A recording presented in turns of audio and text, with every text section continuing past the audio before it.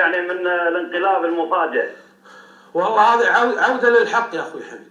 يعني أفهم من كلامك أنك كنتوا على باطل قبل. لا أنا كنت على باطلي. على باطل والحين صرت على حق. نعم. شيء غلط على الرجال وطلعت إنه ما يسوى شيء. ما غلط عمري ما غلطت أنا على أحد. عمري يا حمد ما غلطت على أحد. وبعدين اللي راح يا حمد، يعني ليش ما تبيني أعدل موقفي يعني؟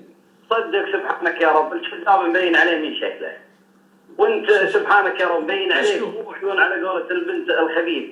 مشكور، جزاك الله خير. والله جد الحين تقطعون خط انا ادري. لا والله يا حمد والله ما اقطع، جزاك الله خير يا رب. يعني سلم البراك ترى محبوب بين الكل والله، وانا احبه الا تموت فيه. وانا حاط صورته على صدري عنك كل ما يزيد حبه. ادري، وانا حاط صورته على صدري بعد. انت يا سعود يعني سبحانك يا رب، والله انا ما ادري ايش اقول لك، لكن الله يهديك. انت المفروض انك تسبح ماء زمزم. تسبح ماء زمزم ليش؟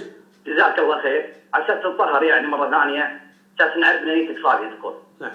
انا ما اعتقد نيتك صافيه، لكن الله يستر عليك ويهديك شوي ويركدك يعني. امين. والله يجمعكم وانت في شلق الله ويا بعض، قولوا امين ان شاء الله. السلام عليكم.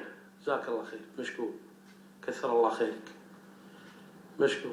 حمد يمكن زعلان علي وايد يمكن من الحلقات وبيطلع اللي بشده كيفه. كل اللي يختلف وياي اللي قدمته قبل يدق ويسب ويطلع اللي بشده كله. مشكور يا اخوي حمد، الله يجزاه خير.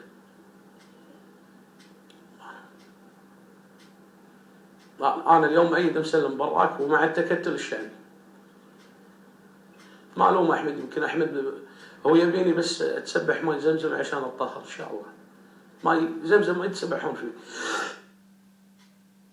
يشربونه ماء زمزم. الله يجزاه خير. يعني مشاركة حمد مشاركة جميلة ومشاركة أثلجت صدري الصراحة.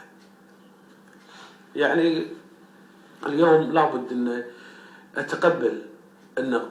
يعني الآن أدري أنهم حبايبي، يعني حتى المؤيدين التكتل الشعبي شوي كارهيني بالفترة السابقة. لابد اليوم انتصافه والقدر والعتب على قدر المحبة إن شاء الله. الله يعينكم. للمشاركة في البرنامج لكل واحد